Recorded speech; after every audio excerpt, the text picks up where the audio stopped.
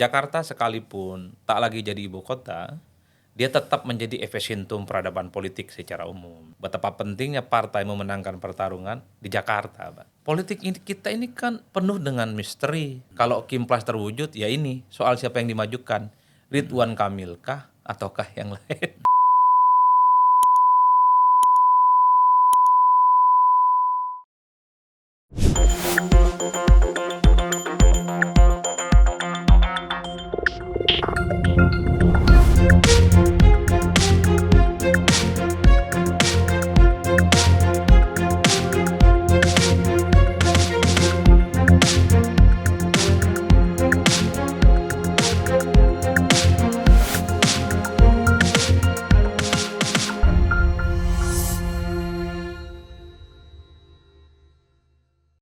Bismillahirrahmanirrahim. Assalamualaikum warahmatullahi wabarakatuh. Waalaikumsalam warahmatullahi wabarakatuh.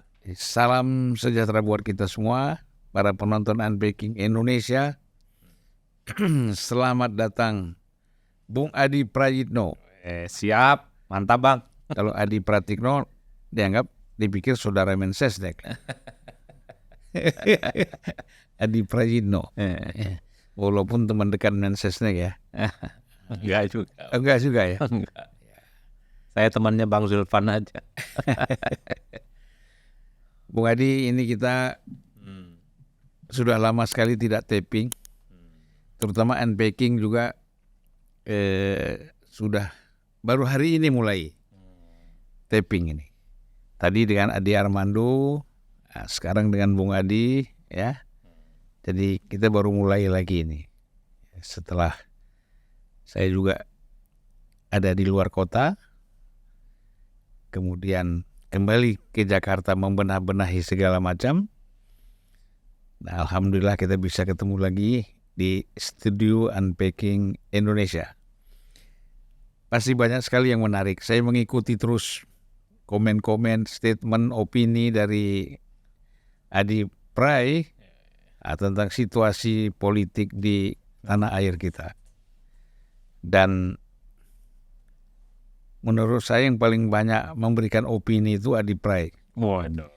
Hampir di semua TV, di semua podcast itu hadir terus, ya. Bersyukur, artinya kita masih diperlukan pendapat kita sama orang, ya kan.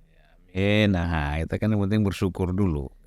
Ikut berkontribusi mencerdaskan kehidupan bangsa dan negara. Ya, berdasarkan apa itu?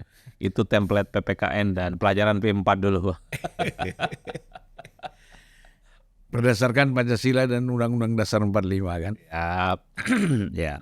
Kita mau geser ke kiri kanan ya atau cari tema-tema lain. Ternyata kita belum bisa keluar dari tema atau topik pembicaraan tentang pilkada. Dan yang tampaknya yang orang banyak memberikan fokus itu pada pilkada Jakarta. Apa mungkin di sini karena ada faktor Anies Baswedan? Apakah ada faktor juga misalnya Jakarta ini tidak lagi menjadi ibu kota? Ya.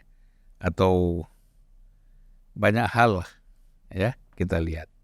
Dan sampai terakhir kita mendengar seperti Anies tidak mendapatkan kesempatan untuk maju sebagai calon gubernur DKI Jakarta. Kita nggak pakai DKI lagi ya, pakai Jakarta. DKJ. Nah, ini kan artinya tradisi calon tunggal melawan kotak kosong ini akan terjadi lagi nih, Bung Adi.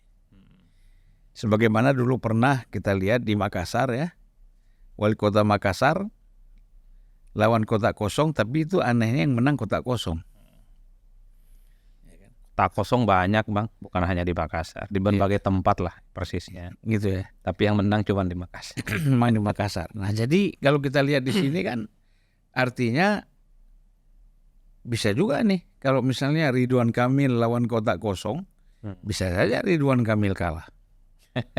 Iya kan? Nah, itu kan kalkulasinya nanti kan Bung Adi yang bisa memberi penjelasan. Emang yakin Ridwan Kamil yang akan dimajukan kalau lawannya kota kosong? Gitu ya. Ya mana tahu kita Bang, kan urusan elit Bang. Iya. Urusan para dewa-dewa yang bisa memutuskan siapa yang maju dan tidak kan. Bisa jadi Kaisang nanti, jangan-jangan lawan kota kosong. Kalau dalam pesantren itu jawabannya adalah wallahu a'lam bishawab. Semuanya kita serahkan kepada Allah Subhanahu wa taala. Tapi kan sebagai pengamat pastilah bisa memberikan pertimbangan-pertimbangan, perkiraan-perkiraan apa yang akan terjadi kan gitu. Ya. Nah, silakan Bu. Ya kalau saya sederhana ya, kenapa pembicaraan pilkada di 545 di seluruh Indonesia, kabupaten, kota, dan provinsi ini seakan-akan stuck dan berhenti hanya bicara tentang Jakarta.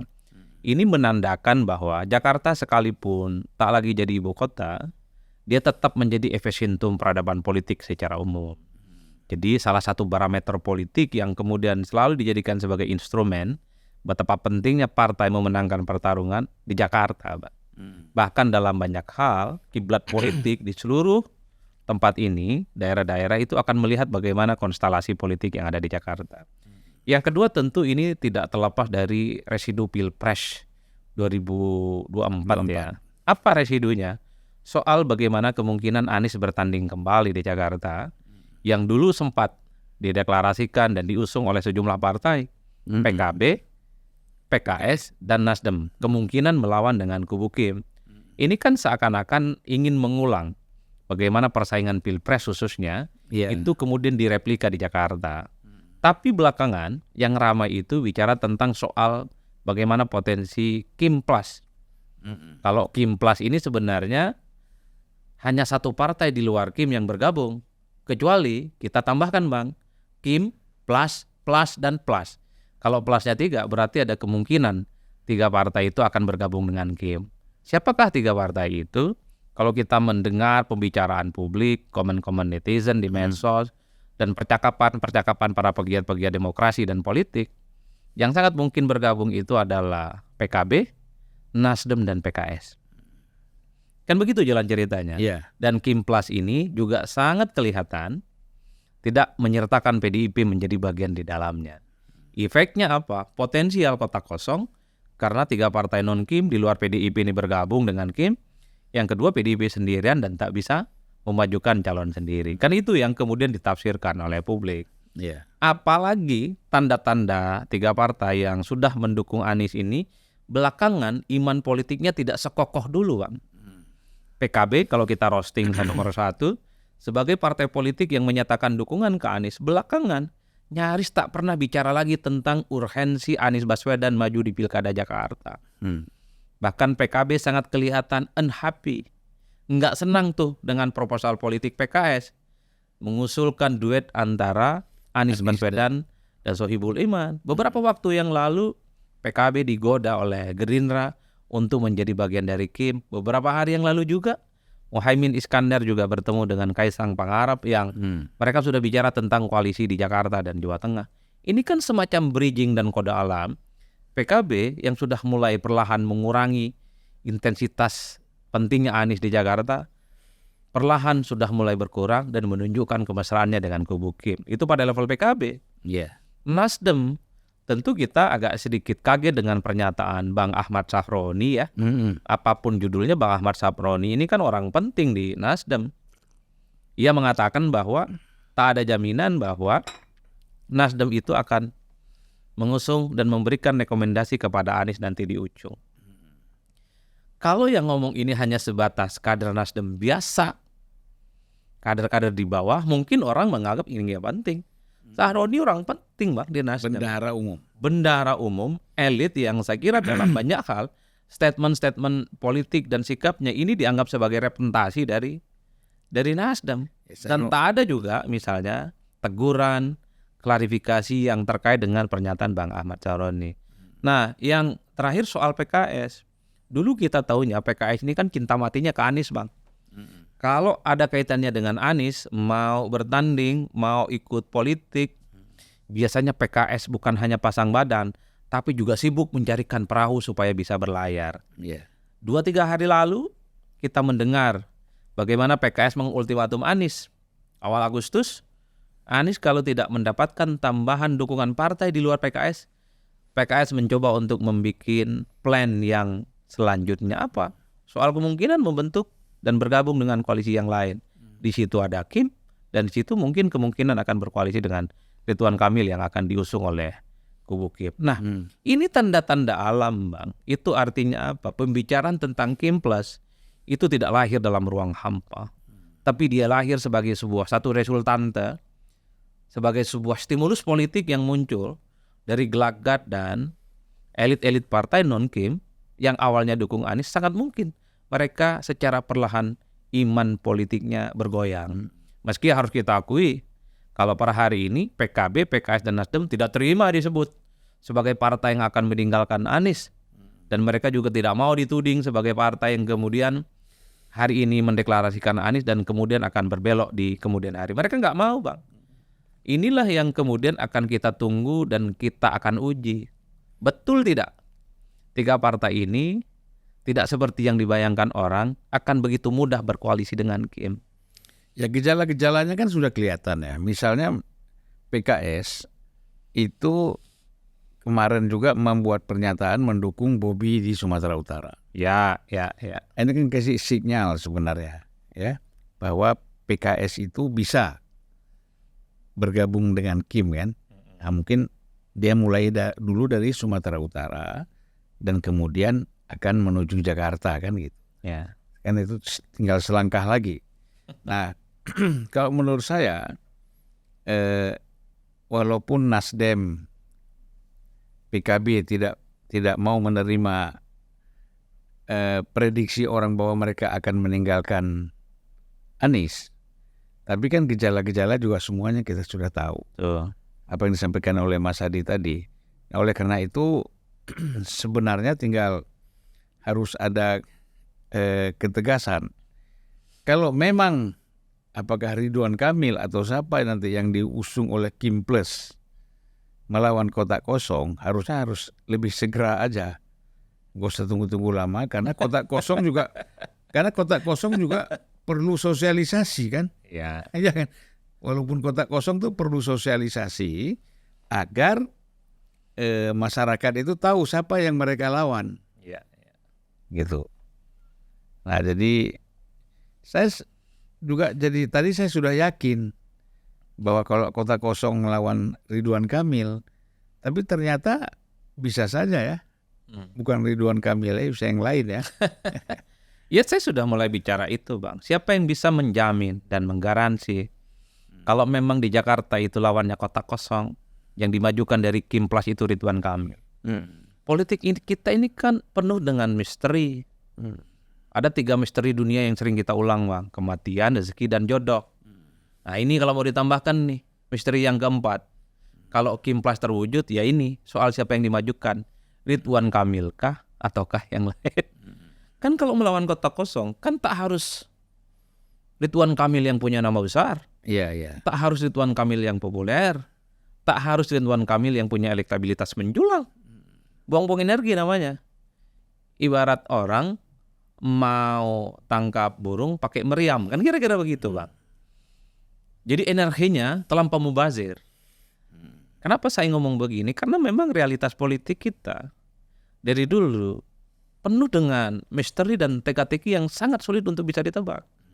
Dulu kita menduga orang seperti Erick Thohir, Sandiaga Uno, Hovifah bisa maju sebagai salah satu kontestan, Pak Erlangga, Zulkifli sebagai salah satu kontestan yang akan bertanding di Pilpres. Tapi orang-orang beken ini nggak dapat tiket, Bang. Justru orang yang tidak pernah kita prediksi sebelumnya di tikungan akhir bisa maju. Kalau betul skenario Kim Plus ini terjadi, saya termasuk yang sebenarnya tidak terlampau yakin Ridwan Kamil yang akan diusung. Meski secara hakikat politik mestinya Ridwan Kamil. Setelah Golkar merekomendasikan Deddy Mulyadi di Jawa Barat. Tentu sebagai feedback politiknya, kader Golkar lah di Jakarta namanya Ridwan Kamil. Kalau kita membaca politik kalkulasi hitam putih.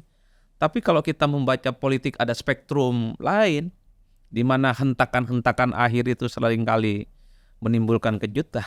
Ya kita taruhlah 20% ketidakmungkinan Ridwan Kamil bisa ditetapkan di situ. Iya kan? Kan inilah kalkulasi politik yang nyata. Nah yang kedua Bang, soal Kim Plus ya. Ini tentu dua hal yang bisa kita jelaskan. Artinya apa? Partai-partai seperti PKS, Nasdem, dan PKB tentu berada dalam satu dilema yang cukup serius. Pertama soal intensi bagaimana mereka bergabung dengan Kim. Karena tentu sebagai salah satu syarat bergabung dengan Kim adalah soal loyalitas yang sesungguhnya mereka tunjukkan. Bagaimana caranya supaya tidak mendukung orang yang terafiliasi selama ini head to head, oposan dan antitesa dengan kekuasaan. Siapa itu? Anies Baswedan. Bisa saja ini semacam uji loyalitas kepada tiga partai itu. Kalau serius ingin bergabung dengan Kim, ya minimal tak mengusung calon. Bukan hanya Anies Baswedan, yang penting tidak mengusung calon. Bisa saja ini bagian dari uji loyalitas. Dalam konteks itulah soal struktur kabinet, soal komposisi kabinet yang kemungkinan akan juga diberikan kepada PKS, Nasdem, dan PKB menjadi bagian politik dalam pilkada, salah satunya di Jakarta. Tapi yang kedua yang menarik, tentu ini jadi perhatian penting bagi Anies Baswedan, Bang. Selama ini Anies ini kan berada di zona nyaman. Posisinya seakan-akan selalu berada di center of the world ya. Selalu menjadi magnet, selalu menjadi matahari yang akan dikerubungi oleh begitu banyak partai politik. Anies harus mulai paham. Setelah Anies kalah Pilpres, bandul politik Anies yang signifikan itu sudah mulai hilang. Ya ini buktinya, tiga partai yang sudah menyatakan dukungan secara perlahan sudah mulai goyang-goyang dan berubah gesturnya. Ya disinilah kemudian Anies sudah harus berpikir, kalau ingin bertanding untuk event-event politik manapun, selanjutnya harus mulai difikirkan. Masuk partai politik. Kalau nggak mau masuk, bikin partai politik. Karena suka tidak suka dalam banyak hal, partai politik ini kan pasti berpikir untung dan rugi. PKS, Nasdem, dan PKB pasti sedang mengkalkulasi apa untungnya mendukung Anies di Pilkada Jakarta. Faedah elektoral mereka dapatkan nggak ada. Karena nggak ada pileg misalnya. Apalagi ngusung Anies Baswedan di Jakarta, nggak ada jaminan menang. Jadi gambling tiga partai ini, Bang. Sekalipun ingin menang harus susah payah. Karena yang dilawan itu adalah Kim dengan mesin dan struktur politik yang solid, apalagi jagoannya Ridwan Kamil. Di tengah kegamangan ini tentu saja tiga partai ini dapat tawaran bergabung dengan Kim, Bang. Tawaran surga. Apa itu tawaran surga? Kekuasaan politik. Bisa jadi menteri. Bisa masuk kabinet. Minimal di 5 tahun yang akan datang, akses terhadap sumber-sumber politik, sumber-sumber ekonomi itu bisa dijamin. Nah, gabung dengan Anies belum tentu ini barang. Kan ini yang kemudian membuat partai itu at the end of the day-nya dia berpikir rasional dan realis. Ya bergabung dengan Anies bukan hanya jangka panjang, jangka pendek pun nggak ada kita. Oh gitu Bang ya, saya nggak tahu lah soal itu Bang. Ya kan bagaimanapun orang untuk maju sebagai calon gubernur ini kan perlu dana yang kuat. Ya kan, dana besar gitu. Nah, kita sudah tahulah bagaimana persoalan partai politik kita di dalam mengusung calon-calon kepala daerah, ya. Walaupun tidak semua partai, tapi kan kebanyakan partai-partai ini kan mengharapkan ada dana operasional, istilahnya kan gitu, bahasa halusnya kan perlu dana operasional untuk mensosialisasikan calon, kan? Apakah calon presiden, calon gubernur, calon bupati, wali kota dan lain-lain. Nah ini kemungkinan juga mereka mengkalkulasi atau sudah bicara Anies ini dari mana dananya untuk maju ini. Nah jadi ditimbang-timbang itu satu. Kemudian seperti Mas Hadi bilang ya, menghadapi satu situasi persoalan apakah bergabung dalam kabinet Prabowo Gibran ini atau tidak. Ini kan menjadi persoalan kan. Nah jadi Bung Adi, kita sebenarnya apapun alasannya, situasi ini kan sangat menjadikan buat kita, ya, di mana partai politik tidak mempunyai pilihan dan kemudian partai politik tidak bisa menentukan sikap yang berbeda dengan kekuatan kekuasaan. Nah ini problemnya gimana Bung Adi? Ya ini kan problem bagaimana dalam membentuk postur kabinet sebenarnya dan kekuasaan di 5 tahun yang akan datang. Jangankan partai-partai yang non-Kim, yang punya intensi bergabung dengan Kim, partai internal Kim juga sebenarnya tidak bisa bermanuver terlampau banyak, Bang. Tentu yang dominan itu adalah partai pemenang Pilpres, faktor determinannya. Dan ini alamiah. Karena partai pemenang Pilpres ini tentu dia menjadi satu-satunya magnet yang saya kira mampu mengorkestrasi seluruh desain dan struktur politik. Pilihannya rumit, Bang. Kalau memang PKS, Nasdem, dan PKB ingin bergabung dengan Kim, tentu ada prasyarat yang mesti diikuti. Ya. Dan itu bisa menjadi bergen yang nggak bisa dibantah. Meski mungkin partai-partai ini dari lubuk hati yang paling dalam nggak mau juga. Tapi pilihannya terbatas. Nggak ada pilihan lagi. Tinggalkan tidak mendukung Anies atau tidak mendukung calon menantang Kim, atau menjadi bagian dari Kim. Iya. Itu yang saya bilang menjadi sulit. Nah, kecuali Nasdem, PKS, dan PKB ini kayak film-film Rambo yang kita tonton, jagoan banget gitu loh Bang. Udahlah, berpuasa 5 tahun, tak menjadi bagian dari kekuasaan, tak dapat menteri, ngusung. Iya. Dan Entah itu Anies atau siapapun. tanpa dosa ya. Dan tanpa dosa. Cuman problemnya partai-partai ini kok sepertinya nggak mau melakukan itu juga Bang. Maunya partai ini bergabung dengan Kim, tapi boleh juga dong berbeda dalam pilihan politik. Itu nggak mungkin kan? Ini repot. Kalau di tempat lain mungkin beda Bang, tapi rasa-rasanya di Jakarta agak sulit. Karena diteropong dan menjadi pusat perhatian banyak orang. Artinya di pilkada-pilkada prioritas ya, di wilayah kunci macam Jakarta, tentu loyalitas pada Kim itu pasti akan sedang diuji betul. Kalau di tempat lain misalnya bukan di Jakarta, bolehlah partai non-Kim ini bermanuver gitu ya. Beda jalan, beda mazhab dan saling berhadap-hadapan. Tapi di wilayah-wilayah kunci yang saya kira akan ditarget kemenangannya oleh Kim, itu beda ceritanya.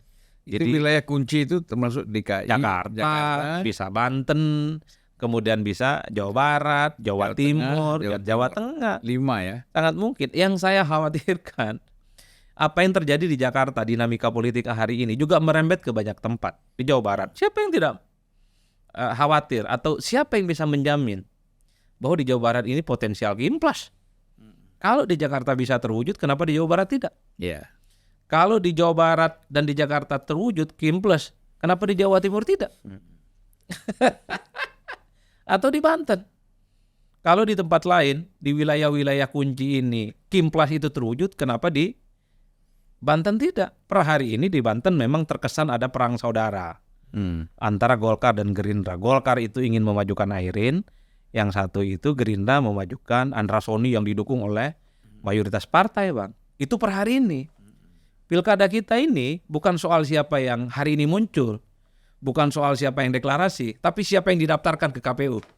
Kan itu yang paling penting. Yeah. Kalau pada ujungnya, akhir-akhirnya, para dewa-dewa politik ini berkompromi bahwa Pilkada Banten itu terjadi duet antara Airin dan Andra Soni, kita bisa apa? Dan itu potensial seperti di Jakarta Bang. Inilah yang saya sebutkan bahwa dalam banyak hal, banyak mahasiswa saya itu kalau bicara tentang kajian pemilu, berdiskusi tentang partai politik, mereka itu agak sedikit hopeless ya.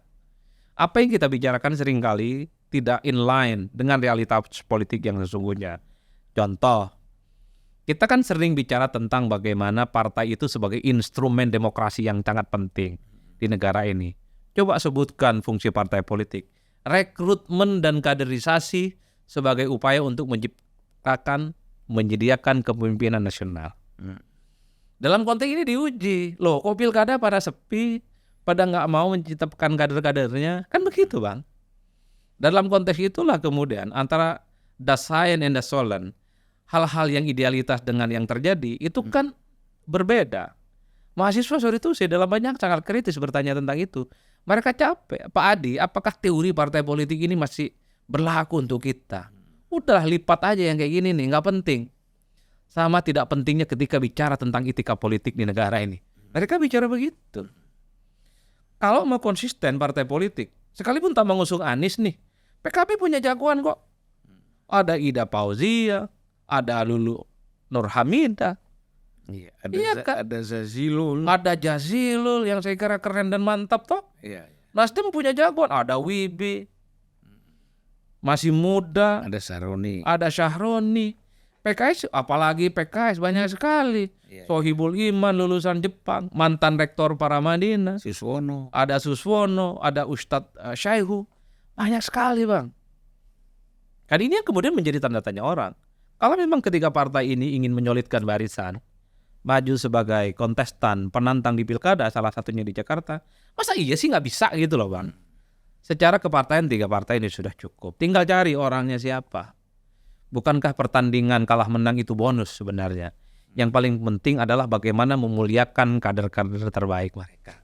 Maju dan bertanding. Pemilu dalam banyak hal, pilkada dalam banyak hal yang saya lihat, Bang Zulfan, ini kan sebagai upaya untuk menokohkan kader partai politik tertentu.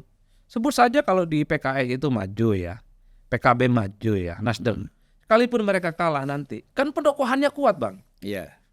Akan diingat sepanjang masa bahwa dia adalah sebagai salah satu figur penting dalam satu kompetisi di daerah khusus namanya Jakarta. Jadi itu saya posisinya di situ. Ya. Jadi begini, kalau kita lihat problem partai politik tadi di dalam rekrutmen kader, itu kan memang tidak terjadi. Misalnya kita bilang apa, Ridwan Kamil itu kapan dia menjadi kader Golkar? Kan baru kan. Kemudian banyak lagi yang lain-lain juga seperti itu, kader-kader lompat pagar. Ya, kemudian di stem atau diklaim oleh partai yang bersangkutan, maka dia menjadi kader. Karena orang ini dianggap potensi untuk dicalonkan sebagai kepala daerah misalnya. Nah, ini kan bisa terjadi karena memang lemah sekali ya visi dan misi dari elit partai di dalam membangun kekuatan figur yang mereka usung untuk supaya bisa bersaing dengan figur-figur lain. Jadi tidak ada keberanian mungkin ya Bung Adi ya. Ini problem. Jadi kalau saya lihat memang tadi salah satu pilar demokrasi itu adalah partai politik. Justru pilar ini itu yang paling lemah di dalam demokrasi kita. Bagaimana kita mau bicara soal demokrasi kan? Jadi memang mata kuliah politik kita itu harus diedit bang. Jadi partai politik itu jangan lagi disebut sebagai pilar penting demokrasi. Jadi sebutkan saja partai politik pilar tidak penting dalam demokrasi. Iya. Ya iya dong. Ya buktinya memang yang bertanding rata-rata bukan kader tulen, bukan kader murni, tapi kader yang kemudian bergabung di tengah jalan. Nah, Bang Zulfan udah nyinggung-nyinggung nih, Ridwan Kamil bukan kader Golkar, tapi kemudian jadi Golkar dan jadi orang penting. Kalau betul Ridwan Kamil maju di Jakarta dan menang jadi gubernur, emang ada jaminan masih di Golkar terus? Ya belum tentu lah. Nah iya, angin politik kita selalu berubah. Ridwan Kamil sudah dulu Gerindra, waktu maju wali kota Bandung, diusung oleh Gerindra. Kemudian untuk menjadi gubernur diusung oleh Nasdem. Ya kan? Sekarang Golkar. Iya, partai ID kita itu rendah bang. Dan begitu banyak contoh betapa elit-elit kita itu ya keluar masuk partai itu dianggap biasa. Tergantung situasi dan cuaca yang sedang berkembang. Pak Deddy Mulyadi Golkar, pindah ke Gerindra, ya kan? Bang Ara PDIP, pindah ke Gerindra, ya kan? Banyak juga yang begitu. Dari Golkar ada yang ke PDIP, dari Gerindra ke PDIP itu banyak. Tapi biasanya ada kecenderungan kepala-kepala daerah yang terpilih ini sepertinya seperti tren-tren sebelumnya akan lebih condong bergabung dengan partai pemenang Pilpres. Godaannya di situ. Iya. Ini yang kemudian membuat kenapa partai ID, perasaan berpartai kita itu rendah. Per hari ini partai ID kita itu cuma 12%. Menjadi bagian dari partai, perasaan berpartai, menjadi dekat dengan partai, atau dia adalah kader partai, hanya sekitar 12%. Padahal abang bilang tadi itu kasih bol tebal bahwa partai ini adalah pilar penting dalam demokrasi. Tapi apa bukan gini Bung Andi? Bisa jadi ini karena faktor mentalitas elit partai kita. Karena yang selalu cenderung untuk menempel pada kekuasaan. Ya, Oleh karena itu dia tidak berani melakukan terobosan-terobosan yang bertentangan atau berbeda dengan kekuasaan. Gini Bang, Nah, partai itu dibuat tentu untuk berkuasa. ya betul. Kalau sampai hari ini ada partai politik itu dibuat ingin masuk surga, itu perlu diedit Bang. Karena secara hakikat partai itu adalah instrumen untuk memenangkan pertarungan. Menang pilpres, menang pileg, menang pilkada. Udah itu aja sederhananya. Ya tapi kan begini. Nah, Yang saya maksud begini, bahwa partai-partai ini, oke kita setuju dengan dengan apa yang disampaikan oleh Bung Adi ini yang barusan. Tetapi yang menjadi persoalan adalah mereka itu menyerah pada kekuasaan, bukan bertarung. nah iya itu yang saya maksudkan. Saya ingin jelaskan apa yang saya sebutkan tadi, bahwa ujung dari partai politik itu adalah how to get the power kan. Ya. Ya kalau kalah jangan diajak, udah itu aja judulnya Bang. Nah, ya itu Bung Adi pernah mengatakan itu. Betul. Ataupun yang kalah sekalipun diajak, ada gula-gula, ada angin surga, jangan diajak, tolak aja. Malu juga Bang. Iya, iya. Kalah tapi ingin menikmati kekuasaan. Coba bayangkan, kalau 3 partai ini bergabung dengan Kim, jadi partai seperti Golkar, kemudian apalagi Demokrat, termasuk PAN, mereka ini nggak punya kemewahan jadi menteri. Iya. Mereka kan bertarung di pilpres ingin menang, ingin tunjukkan ke orang. Jadi menteri itu nggak gampang, harus berdarah-darah dan penuh dengan air mata baru dapat menteri. Iya. Kalau yang kalah juga dapat menteri, nggak ada kebanggaannya Bang. Iya, apa? Iya, Bangga. kalah aja jadi menteri. Nah ini yang saya kira, kalau saya agak strict, udah jangan kalah, jangan ajak yang kalah.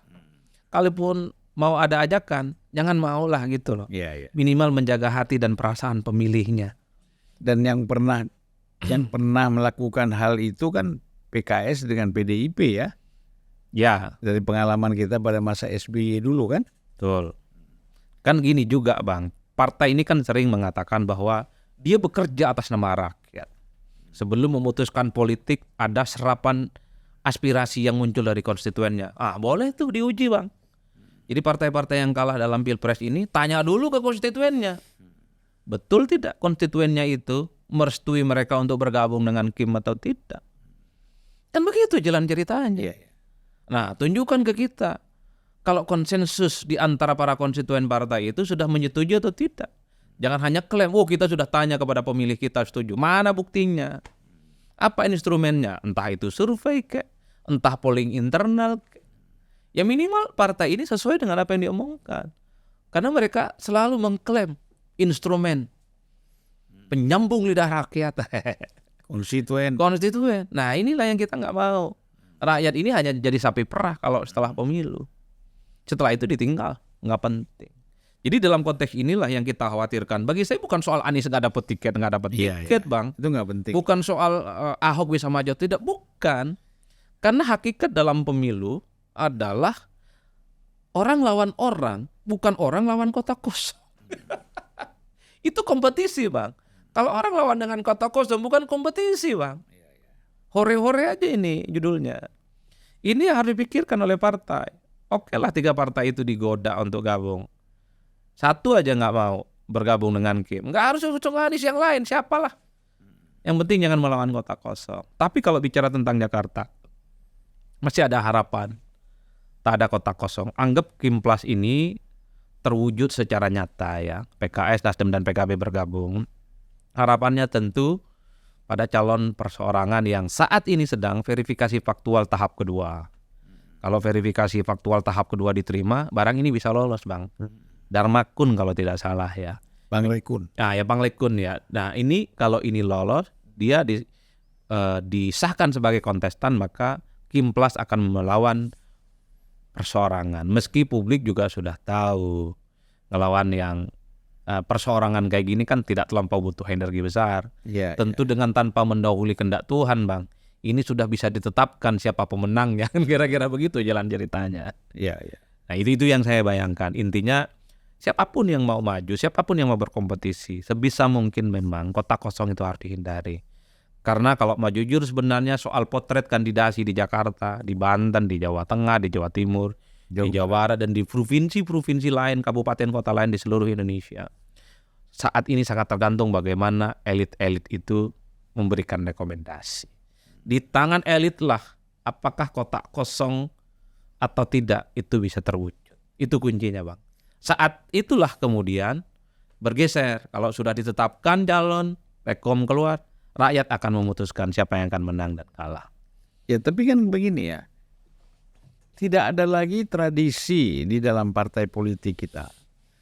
Itu melakukan sebuah perlawanan di internal ketika dia melihat bahwa elit ini memutuskan sesuatu yang memang justru sebenarnya kan melemahkan partai. Gitu loh.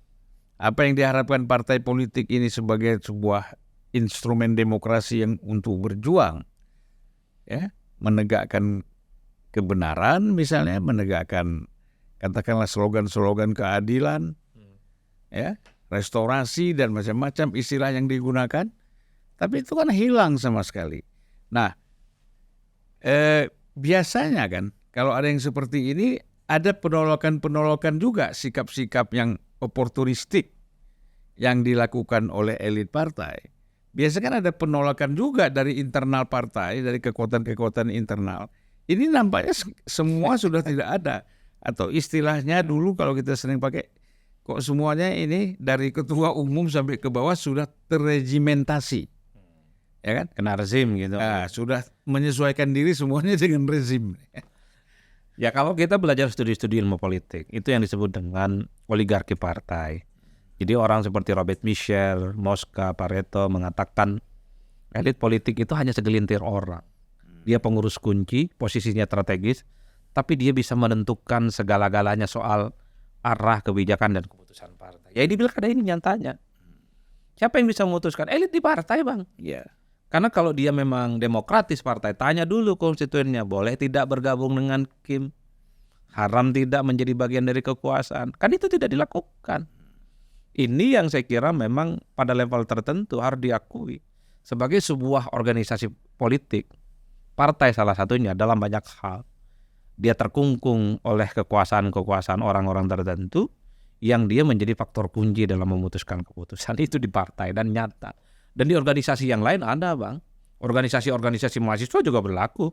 Mana ada yang berani melawan keputusan ketua umum partainya. Semuanya tegak lurus dan sami'na wa ta'na. 2 instruksinya, dengarkan dan laksanakan. Kalau mau ditambahkan 3, dengar dan laksanakan. Atau kalau menolak, dikeluarkan. Kan itu yang terjadi, Bang. Ya, ya. Jadi jangan berharap ada proses demokratisasi di internal partai dalam konteks ini. Jadi, Nah kalau Abang menyebut nggak ada tradisi perlawanan, nggak ada tradisi kritis, sudahlah Bang, ini terlampau kompleks persoalan partai kita. Satu, memang ada kecenderungan bergabung dengan penguasa. Ini kan soal kesabaran aja, tidak menjadi dari kekuasaan. Yang kedua ya, soal setruman-setruman itu, Bang. Karena begitu banyak kan oknum-oknum kader partai itu yang juga punya persoalan-persoalan yang gampang sekali dibuka ya auratnya kepada publik sebagai bentuk kelemahan mereka. Ini yang saya kira memang entah sampai kapan kita akan menghadapi satu potret politik yang semacam ini. Tapi secara prinsip bagi saya potensi kotak kosong mengambil alih dan merangkul begitu banyak kekuatan partai di pilkada ini sangat mungkin terjadi, Bang. Karena faktornya banyak ya. Itu tadi ketidaksabaran menjadi oposisi, yang kedua karena ingin menjadi bagian dari kekuasaan, tentu harapannya jadi menteri. Ini faktor ketiga, Bang, lelah, Bang, ngadepin pilkada serentak ini, Bang. Apalagi ini kan tak lama dari pemilu serentak tanggal 14 Februari. iya, iya. Kan rata-rata yang bertanding di pilkada ini mesinnya sama, partainya sama, orangnya sama. Yang maju pilkada itu rata-rata mereka yang ikut bertanding di Pilpres, Bang. Yang ada yang sudah jadi anggota Dewan terpilih, baik DPR pusat atau provinsi, kabupaten, kota, dipaksa lagi juga untuk bergabung dan bertanding di pilkada. Capek, Bang. Ya, tenaga udah Betul. berkurang. Akhirnya berpikir realistis. Sudahlah kalau ada godaan dan tawaran yang realistis, dijamin menang, akses terhadap politik ada, serahkan saja ini dukungan partai ke orang itu. Ya. Begitu. Baik ya. Nah, mudah-mudahan ini menjadi satu pelajaran persis seperti pertanyaan mahasiswanya Mas Adi Pre di kampus. Untuk apa partai politik, untuk apa kita bicara demokrasi, kalau realitasnya, kondisinya seperti ini kan gitu. Iya. Nah mungkin biasa untuk menutup dialog kita ini, Mas Adi mungkin bisa memberikan satu closing statement yang lebih mantap lagi. Ya. Dalam politik elektoral, demokrasi itu dibagi 2 level. Pertama, demokrasi pada level elit, dan di bawah itu pada level grassroots ya. Level elit itu dia sangat menentukan pada faktor soal siapa yang akan maju dalam sebuah kompetisi. Jadi mau maju gubernur, bupati, wali kota di Jakarta, di Jawa Barat, Jawa Tengah, di Depok, di Bekasi, di Madura, Kalimantan, Sulawesi, Papua, itu elit-elit partai yang akan menjadi dominan. Rakyat di bawah, konstituen di bawah, para kader-kader di bawah tidak dilibatkan sama sekali. Tapi setelah rekom itu keluar, muncul para kandidat dan calon yang bisa memutuskan siapa yang menang dan kalah. Itu adalah pemilih di bawah. Nah, repotnya pemilih di bawah tidak punya akses pada demokrasi elit itu, Bang. Nah, ini yang saya kira harapan terbesarnya elit-elit kita di negara ini, terutama elit-elit partai juga harus berpikir bagaimana partai itu secara substansi diwujudkan sebagai upaya untuk memproduksi calon-calon pemimpin yang disiapkan di level kabupaten, kota, provinsi, dan nasional. Jangan lagi jadikan partai itu hanya sebatas rental mobil. Bisa disewa dan dipakai oleh orang lain, dipakai orang yang tidak berpartai, hanya sebatas untuk mencapai tujuan politik.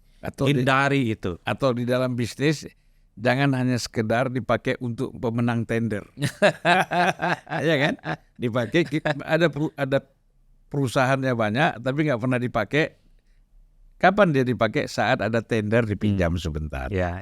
Nah ini ya kan yang apa yang terjadi. Jadi memang tadi menarik sekali Bung Adi mengatakan bahwa persoalan demokrasi ini memang sangat ditentukan oleh elit. Saya ingat sekali waktu Profesor Dr. Sidney Hope, ahli filsafat dan juga ahli politik, datang ke sini, dia bilang demokrasi itu sebenarnya sebatas satu meja makan aja. Ya kan? Nah kan nggak mungkin yang bukan elit bisa duduk sama-sama dalam satu meja makan, kecuali hanya antar elit saja. Mereka lah yang menentukan arah kemana sebenarnya politik kita ke depan. Ya, Abang sudah mengutip para filosof-filosof politik nih, saya tambahkan aja sekalian. Jadi menurut para filosof politik, demokrasi kita itu dalam banyak hal memang menyebalkan. Karena orang yang tidak kita harapkan jadi pemimpin, terpilih jadi pemimpin, itu terjadi di kita, Bang. Sudah banyak contohnya. Ya baru kalau di negara lain itu udah jelas ya. Bahkan Bangladesh itu baru saja Rusuh. Halidas apa? Yang rusuh. Ya kan? Perdana Menterinya baru digulingkan. Tetapi muncul satu figur yang sangat menarik, yaitu Yunus. Muhammad Yunus. Raymond Bank. Yang dianggap sukses membangun keuangan dan ekonomi rakyat. Langsung ditetapkan sebagai pejabat sementara Perdana Menteri. Ya. Begitu juga di Iran, mati, terbunuh. Bukan terbunuh, kecelakaan. Presidennya langsung 50 hari kemudian sudah mendapatkan pemimpin yang baru. Kita ini masih, ini tradisi politik kita ya. Saya kira ini rapuh ya. Nah, untuk kita mendapatkan seorang pemimpin yang memang sudah siap, bukan dipersiapkan. Karena pemimpin tidak bisa dipersiapkan, pemimpin yang memang siap. Kalau pemimpin dipersiapkan itu kan pemimpin boneka namanya kan gitu. Baik Mas Adi, terima kasih banyak. Assalamualaikum. Waalaikumsalam warahmatullahi wabarakatuh.